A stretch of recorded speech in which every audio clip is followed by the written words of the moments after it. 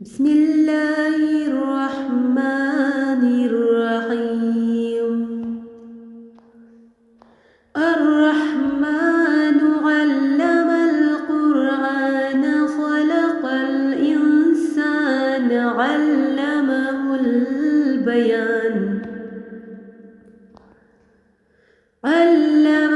البيان الشمس والقمر بحسبان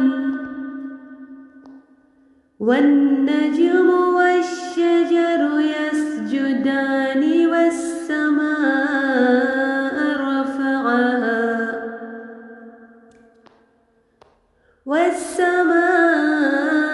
رفعها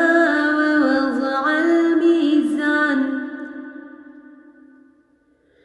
ألا تطغوا في الميزان وأقيموا الوزن بالقسط ولا تخسروا الميزان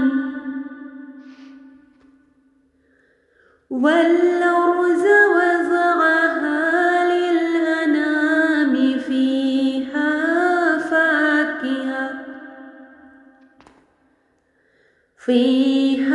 فاكهة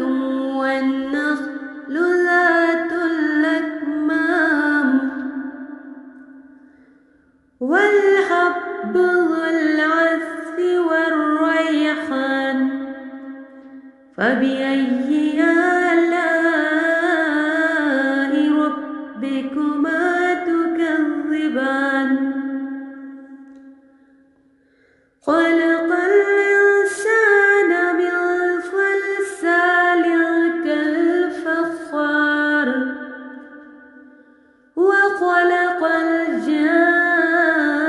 الجان من مارج من نار فبأي آلاء ربكما تكذبان رب المشرقين ورب المغربين فبأي آلاء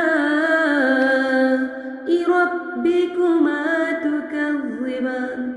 مرج البحرين يلتقيان وبينهما برزخ لا يبغيان فبأي آلاء ربكما تكذبان وله الجوار المنشآت في البحر كالأعلام فبأي آلاء ربكما تكذبان كل من عليها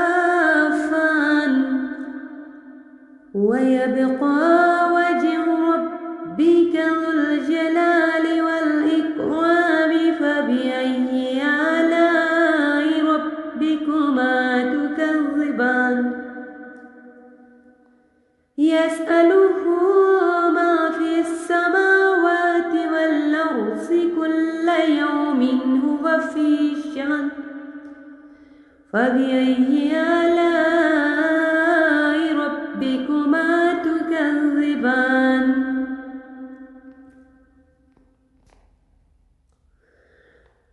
سنفرغ لكم أيها الثقلان فبأي آلاء ربكما تكذبان يا معشر الجن والإنس إن استطعتم أن تنفذوا من أقطار السماوات والأرض فانفذوا لا تنفذون إلا بسلطان فبأي آلاء ربكما تكذبان